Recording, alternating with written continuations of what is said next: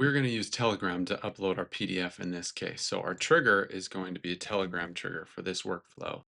Telegram, and it's going to be on message. Now for this video, I'm not going to walk through the whole process of getting your Telegram connected to n8n. I have a separate video on the channel that you can go and watch if you need. So we're going to go straight with just testing to make sure that this step works. I'm going to execute the step. We're going to make sure that n8n is listening to Telegram, and we're going to come into Telegram, send a message, and make sure that it successfully goes through, which it did. We see there the text is high. So this is now working correctly. For the rest of the workflow, we're going to want to make sure that we have access to the PDF that we've uploaded. So we're going to come here and execute step, and we're going to have it listen again for a message, but this time we're going to include the PDF in the message. So we're going to go to attachment, we're going to go to file, then we're going to do car repair invoice, we're going to open, and then we're going to send. And now we'll see that n8n has received that message. And this time it includes data for the document that we uploaded. We can see that right here. So now that we've successfully gotten this information into n8n, we're going to pin this data so that we don't have to send the message again, which will simplify things as we go forward. And then we're going to add another Telegram node. And the reason that we do this, if we click in here, is that this document data does not actually include the file itself. It just includes a reference to the file with a file ID. And this file ID is stored on Telegram's database somewhere. So we're going to need this file ID in order to access it. And the next node that we're going to do, the next Telegram node, is going to download that file from the Telegram database. So we'll come here to get a file, and you'll see that this node is mostly set up for us. Again, the operation is get resources file, and we have our credentials already connected to Telegram. And now all we have to do is populate this field right here with the file ID. So we'll come down here, we'll grab this file ID, and then we'll set it in that field. And you'll see that this preview is populating. So it looks like it's probably going to work, but we'll execute it just to make sure. And now we'll see this little box come over here, this data box. And this shows us that we did in fact successfully download the PDF from the Telegram database. So we can move on to the next step now. Now that we have this, we're going to come back, we're going to open this again and just rename it so that we can keep things straight. So we're going to do get PDF. And now we'll see from a high level that this node, what the purpose of this node is. So in our next step, we're going to take the file that we got from Telegram, that we downloaded from Telegram into n8n, and we're going to upload it into a new service called LlamaCloud. In order to do that, we're going to use an HTTP request. And there are a few things that we're going to have to do here in LlamaCloud. This is the LlamaCloud dashboard. You can go to cloud.llamaindex.ai and you can create your own account, and then you'll be able to see a screen that looks like this. Once you see a screen that looks like this, you'll go down to API keys. You're going to generate a new key, and you can call it whatever you need to. We're going to do Telegram PDF upload YouTube demo. And it doesn't matter. This is fairly arbitrary. Just helps keep things a little bit organized in the dashboard. So we're going to create this secret key. You'll see down here it's generating new key. And now LlamaIndex has spit out this new API key that we can use. One thing to note is that this text right here, it won't be visible again. What that means is that this API key, once we close out of this box, will not be visible. We won't be able to copy it again. So we'll want to make sure to copy it before we close this box and then paste it somewhere so that we don't lose it. So now we're done. We'll come back into n8n, and for now, we're going to do send headers, and we're going to need two different headers. And in this case, for the API key, it's going to be bearer, and then we're going to paste the API key there after the space. There's a space between bearer and the API key, and this is going to be authorization. The name is going to be authorization. Then this header parameter is going to be accept, and then we're going to do application JSON. And those are the two header parameters that we need to include in this request. Then we're going to add send body. We're going to toggle that on. We're going to do form data. This is going to be n8n binary file. The name is going to be file, And then the input data field name is data, and it references this right here. So those are the parameters that we need. The URL that we're going to use in this request is api.cloud.llamaindex.ai/api/v1/parsing/upload. That's a mouthful. And then the method that we're going to use for this is going to be a post method because we're sending information to LlamaIndex. And once we have that all set up, we can execute step and this should work. And we got back a message from LlamaIndex. We got two pieces of information. One is the ID and the other is status. And in this case, it's pending. And then this is an ID that LlamaIndex gave to our PDF upload. And again, for keeping things straight, we're going to rename this. We're going to call this PDF upload to LlamaIndex. And then we'll be able to keep it straight here in our workflow. You remember that the status here was pending. That means that the file is still being processed by LlamaIndex. Once LlamaIndex processes that file completely, it's going to send us back a text version or a markdown version of the PDF. It will send it back to us in n8n. While this is pending, we are not going to have access to that markdown or that text that we're looking for from LlamaIndex. So we're going to set up a loop that allows us to wait until the status of our upload is success and not pending. So to do that, we're going to set up another HTTP request. This time it's going to be a GET request. We're going to send it to LlamaIndex, and we're going to add in the ID that we have here to check on that particular upload. The URL that we're going to use for this, the endpoint or URL, is going to be api.cloud LlamaIndex. It's going to be this one, parsing job, and then JSON ID. And you remember that we got the ID back. And so this, you'll see that this is referencing that ID, A5F5F947 right here, on, and then till the end, which we have ABECD. So we know that this is the correct ID. We can reference it here. Then we're going to do the same thing here. We're going to send headers. We're going to have accept, and we're going to make that application/JSON. And then the next one is going to be authorization bearer with a space. And then we need to go back to the last node and we need to get this API key. So we'll copy it and then we're going to paste it right behind bearer. And this will allow LlamaIndex to know that we are authorized to make this request. Then in this case, we don't need to send a body. This is everything that we need. It's all set up. And then we can execute step. And we're going to notice that it's going to come back as a success because enough time has passed since we made the last request, since we made the initial upload.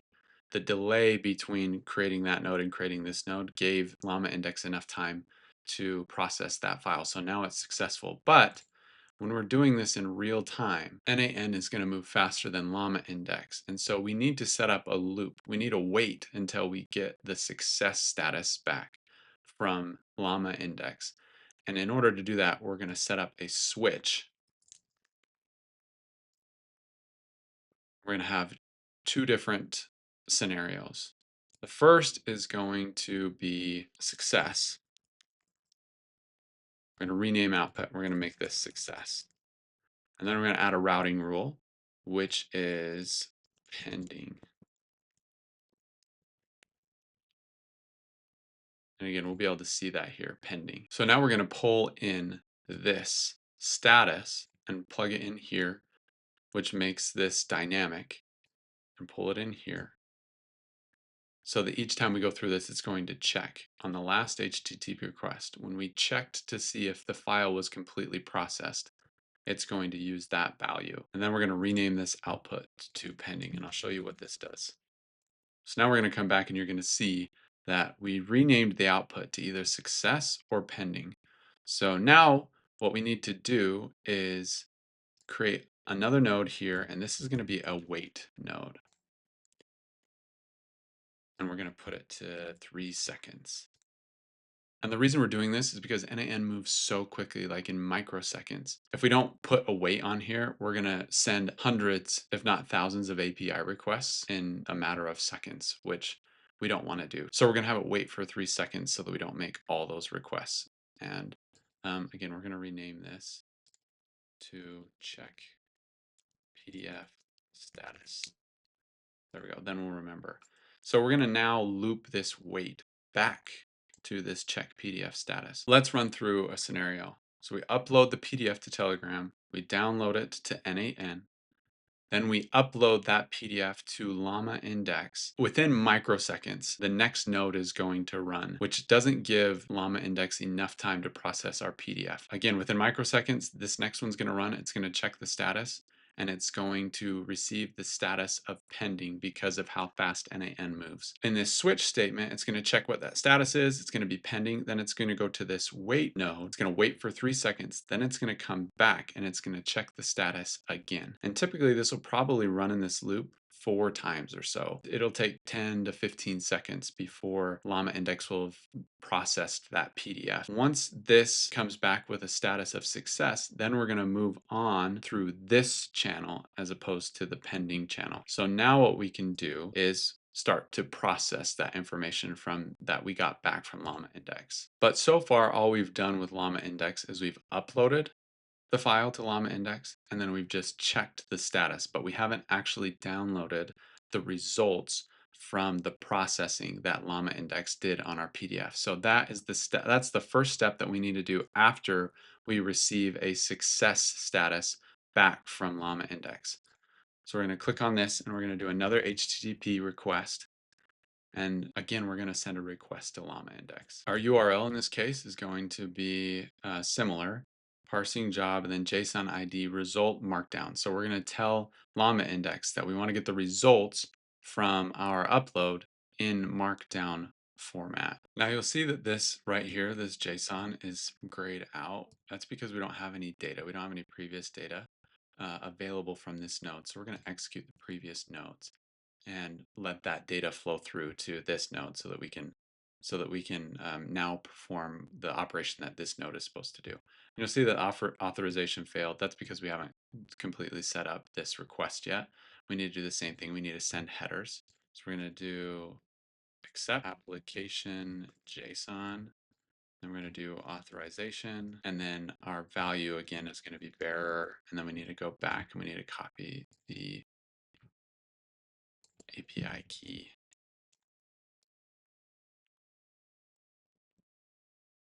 Now we'll execute this step and we should successfully get the markdown back from LlamaIndex. And now we'll see that we got the text back, or the markdown, from LlamaIndex. So it took our PDF and converted it into markdown, which makes pulling information out of our PDF now possible in n8n. So we're going to pin this data since we got it to successfully work, and now we'll go on to the next steps. The next step is going to be to add AI to the workflow. And we're going to use a basic LLM chain for this case, and we're going to do define below, and our prompt is going to be the markdown. We're going to add the markdown into our prompt so that the LLM has access to the information that we got back. And then we're going to set up a few other settings. Add a prompt, a system prompt, and we're just going to say you are an expert assistant in document data extraction and processing, specialize in accurately identifying the key details of an invoice. Now the next piece that we're going to do is another user prompt to do message type text. And then we're going to input the JSON format, the data format that we want to get back from this LLM. And here we're basically just telling the large language model what we want our data to look like when it finishes processing the markdown. So now we need to go and add a large language model to this basic LLM chain. We do that here. In this case, we're going to use ChatGPT or OpenAI chat model. In this case, we're just going to use 4.0 mini or O mini. And just like with the Telegram credentials, I've already set up this OpenAI account. So we're ready to execute this step. So now this is done completing, and we'll see that it sent back text, which is not what we wanted. So we're going to do require specific output format. And then we're going to copy this that we entered it as a user prompt. And now we're going to see here at the bottom that there's an output parser. We're going to click on this. We're going to do structured output parser, and then we're going to copy this in here. And we're going to rerun this. And now we'll see, since this is successfully run, that we did get exactly what we were looking for in a JSON format. So we can move on to the next step. We'll pin this data so it doesn't have to run it again and we don't use our API credits in OpenAI. And we can move on to the next step. The next step is going to be split out that array that we created with this chat model. So we're going to use a split out, and then we're going to just grab product details and put it right here in fields to split. We'll execute the step, and then we'll see that 10 items came out. It split it up, so now we're ready to just upload this into our Google Sheets. So that's the next step. We'll search Sheets, Google Sheets, and then we're going to do append or update row. And just like with OpenAI and the Telegram API, my credentials are already set here. If you need to set up your Google credentials, there's a video on my channel that will walk you through every single step that you need to follow to complete this. So we'll choose here. We're going to do invoice demo, and then we're going to do sheet 1. And then we're going to select map automatic. We're going to let it decide what the column names are and map it correctly. So now we're going to execute this step, and we'll see that it successfully ran, and we'll come over here to invoice demo, and we'll see that it was populated. So we'll run it again just so that you can see. We'll delete all of these. So now it's a blank sheet. We'll come back, we'll execute the step again, and then we'll see that it populates every single one of the line items from the invoice here. And that's a step-by-step process of being able to upload an invoice in a PDF and then have it automatically parsed out and then each of the line items added to a Google Sheet for you automatically.